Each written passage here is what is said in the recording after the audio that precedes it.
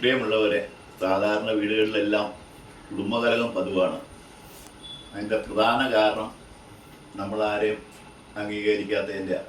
സാധാരണ ഇതിൽ ഭർത്താവാണ് ജോലിക്ക് പോകണമെന്നുണ്ടെങ്കിൽ, ഇപ്പോൾ ജോലി കഴിഞ്ഞൊക്കെ വന്ന് ഇരിക്കുകയാണെന്നുണ്ടെങ്കിൽ ഭാര്യ പല കാര്യങ്ങളും പറയും. നമുക്ക് അത് വേണം, ഇത് വേണം, മറ്റേ കൊച്ചിനൊരു മാല മേടിക്കണം, അല്ലെങ്കിൽ വീട് ചെറിയ മുറി വേണം, അങ്ങനെയൊക്കെ പല ആവശ്യങ്ങൾ പറയും. അങ്ങനെയൊക്കെ പറയുമ്പോൾ നമ്മൾ തലയാട്ടിയത് സമ്മതിക്കുക.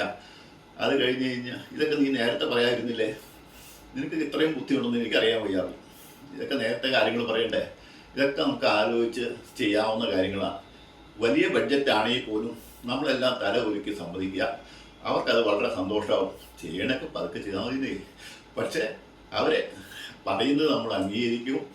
അവർ എല്ലാം നമുക്ക് സമയബന്ധിതമായിട്ട് ചെയ്യാം.